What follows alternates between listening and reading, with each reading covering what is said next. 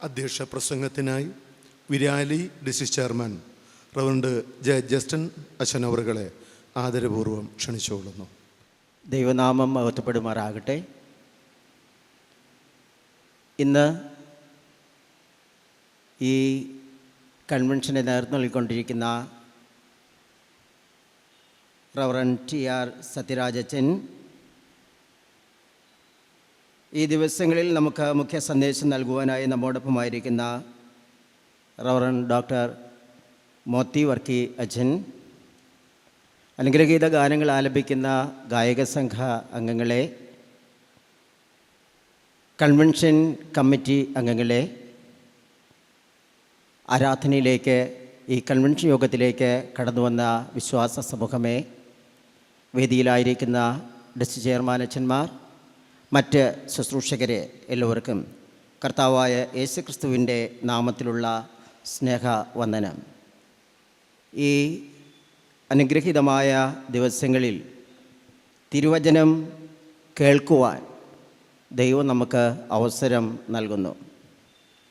ഈ വർഷം വിരാലി സഭയെയും കൂടെ ഉൾപ്പെടുത്തിക്കൊണ്ട് ഈ കൺവെൻഷൻ അനുഗ്രഹമായിട്ട് ക്രമീകരിക്കുന്നതിന് കൺവെൻഷൻ കമ്മിറ്റി താല്പര്യം കാണിച്ചു.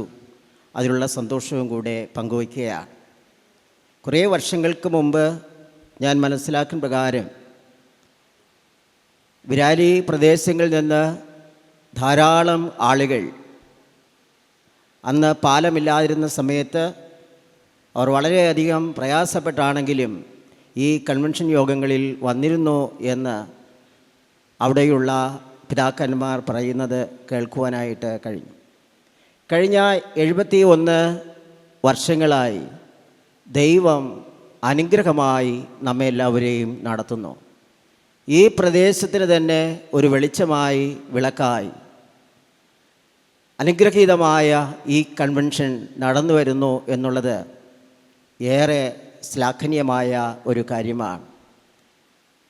പൂർവികരായ മാതാപിതാക്കൾ പ്രാർത്ഥനയിലൂടെ കൊളുത്തിയ ദീപം ഇന്നും അണയാതെ കാത്തുസൂക്ഷിച്ചുകൊണ്ട് ദൈവകൃപയോടെ, ദൈവാശ്രയത്തോടെ ഈ ശുശ്രൂഷകളിൽ ഭാഗവാക്കാകാൻ, നേതൃത്വം നൽകാൻ, പങ്കാളിത്തം വഹിക്കാൻ, തിരുവചനം കേൾക്കാൻ ദൈവം നമുക്ക് നൽകുന്ന അവസരത്തെ ഓർത്ത് നാം സ്തോത്രം ചെയ്യുക.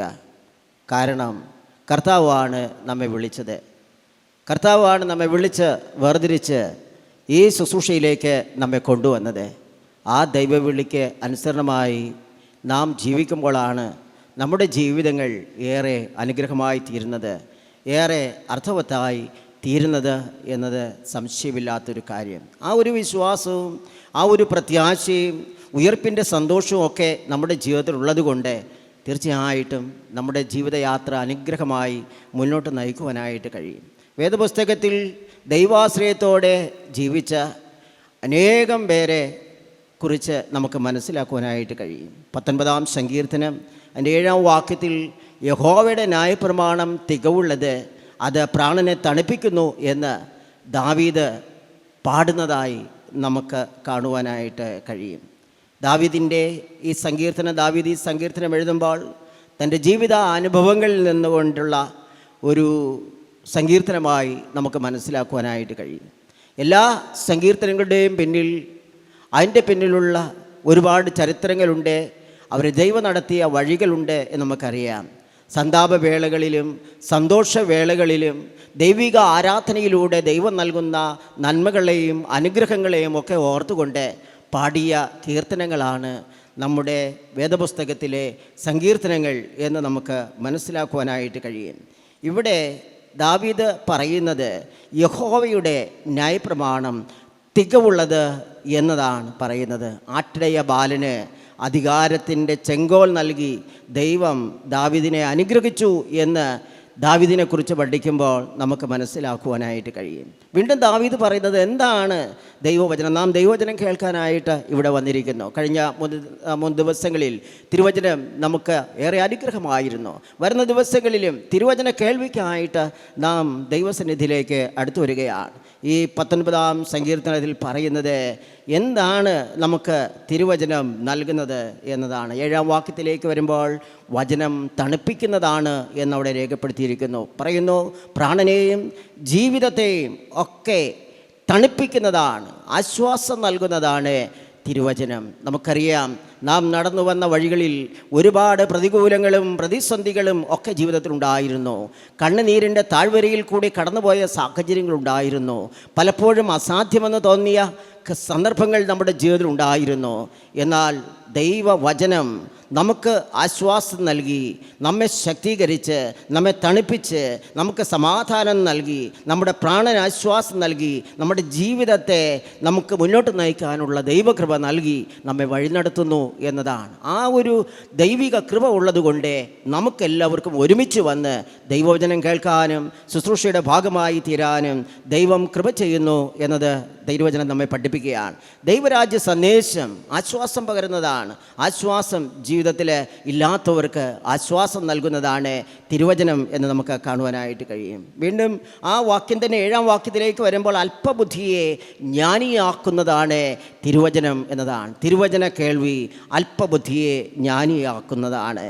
എന്താണ് അല്പബുദ്ധി എന്ന് പറയുമ്പോൾ ഏത് വാക്കും വിശ്വസിക്കുന്നവനാണ് ബുദ്ധിയുള്ളവൻ.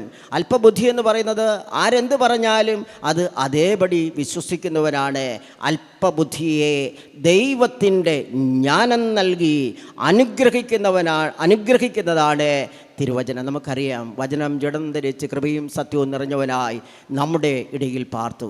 ആരെല്ലാം യേശുവിൻ്റെ അരികിലേക്ക് അടുത്തെല്ലുമോ, ആരെല്ലാം യേശുവിൻ്റെ ലാവണ്യവാക്കുകൾ, യേശുവിൻ്റെ മാധുര്യമേറിയ തിരുവചനം ശ്രവിക്കുകയും ജീവിതത്തിൽ അത് അനുഷ്ഠിക്കാനായിട്ട് തയ്യാറാകുകയും ചെയ്യുമോ, അവരുടെ എല്ലാം ജീവിതത്തെ അനുഗ്രഹിക്കുന്ന ദൈവം, അല്പബുദ്ധിയെ ജ്ഞാനിയാക്കുന്ന ദൈവം. ശലോമോൻ ദൈവത്തോട് പ്രാർത്ഥിച്ചു. നമുക്കറിയാം, ദൈവത്തിൻ്റെ ദിവ്യമായ ജ്ഞാനം, ദൈവത്തിൻ്റെ വലിയ കൃപ ഈ തിരുവചനം നമുക്ക് നൽകുന്നു എന്നതാണ്. അല്പബുദ്ധിയെ ജ്ഞാനിയാക്കിക്കൊണ്ട് അനുഗ്രഹിതമായി ജീവിക്കുവാനായിട്ടുള്ള സാധ്യതകൾ ദൈവം നൽകുകയാണ്. അതുകൊണ്ട് തന്നെയാണ് ദാവീദിന് ആ വനാന്തരത്തിൽ ആടുകളെയും മേയിച്ചുകൊണ്ട് നടന്ന ആട്ടിടയ ചെറുപ്പക്കാരനായ ദാവീദിന് അധികാരത്തിൻ്റെ ചെങ്കോൽ നൽകി ദൈവം അനുഗ്രഹിച്ചത് എന്ന് നമുക്ക് കാണുവാനായിട്ട് കഴിയും. അല്പബുദ്ധിയെ ജ്ഞാനിയാക്കുന്ന ഈ തിരുവചനം നമ്മുടെ ജീവിതത്തിലേറെ അനുഗ്രഹമാകണം. നമ്മുടെ കാൽദീപവും പാതയ്ക്ക് പ്രകാശവുമാണ് എന്നെല്ലാം നമ്മൾ പറയും, നമ്മൾ വായിക്കാറുണ്ട്. അതുപോലെ തന്നെ തിരുവചനം മാധുര്യമുള്ളതാണ്, തേനേക്കാളും തേൻ കട്ടയേക്കാളും മാധുര്യമുള്ളതാണ് എന്നൊക്കെ നമ്മൾ കേൾക്കുകയും നമ്മൾ പറയുകയും ഒരുപക്ഷെ നമ്മുടെ ജീവിതത്തിൽ അത് അനുഷ്ഠിക്കുകയും ചെയ്യുന്നവരാണ്. ജീവിതത്തിൽ അത് യഥാർത്ഥ്യമാക്കി അനുഭവിച്ചുകൊണ്ട് ദൈവത്തോട് ചേർന്ന് നടക്കാൻ നമുക്ക് കഴിയുമ്പോഴാണ് അല്പബുദ്ധിയെ ജ്ഞാനിയാക്കുന്ന ദൈവത്തിൻ്റെ വലിയ കൃപ ജീവിതത്തിൻ്റെ എല്ലാ സാഹചര്യങ്ങളിലും, ജീവിതത്തിൻ്റെ എല്ലാ മേഖലകളിലും ദൈവത്തിൻ്റെ ആ വലിയ കൃപ നമുക്ക് അനുഭവിക്കുവാനായിട്ട് കഴിയും. തുടർന്നുള്ള വാക്യങ്ങളിൽ ഹൃദയത്തെ സന്തോഷിപ്പിക്കുന്നതാണ്, കണ്ണുകളെ പ്രകാശിപ്പിക്കുന്നതാണ് തുടങ്ങിയ വാക്യങ്ങളൊക്കെ 8-ാം വാക്യത്തിലും 9-ാം വാക്യത്തിലും ഒക്കെ നമുക്ക് കാണുവാനായിട്ട് കഴിയും. കണ്ണുകളെ പ്രകാശിപ്പിക്കുന്ന തിരുവചനം, കാണേണ്ടത് ശരിയായിട്ട് കാണാൻ. ഈ ലോകത്തിൽ നന്മയും തിന്മയും ഒക്കെ നമുക്ക് ഉണ്ട് എന്ന് നമുക്കറിയാം. നമ്മുടെ കുഞ്ഞുങ്ങൾ മുതൽ മുതിർന്നവർ വരെ കാണേണ്ടത് ശരിയായിട്ട് കാണാനും കേൾക്കേണ്ടത് ശരിയായത് കേൾക്കാനും ആസ്വദിക്കുവാനും നമുക്ക് കഴിയുമ്പോഴാണ് ഈ വചനം ജീവിതത്തിൽ ഏറെ അനുഗ്രഹമാകുന്നത്. ആശ്വാസം നൽകുന്ന ദൈവം, നമ്മുടെ ജീവിതത്തെ പ്രകാശിപ്പിക്കുന്ന ദൈവം, അല്പബുദ്ധിയെ ജ്ഞാനിയാക്കുന്ന തിരുവചനം, ആ വചന കേൾവി ഈ ദിവസങ്ങളിൽ നമുക്കേറെ അനുഗ്രഹമായി തീരട്ടെ.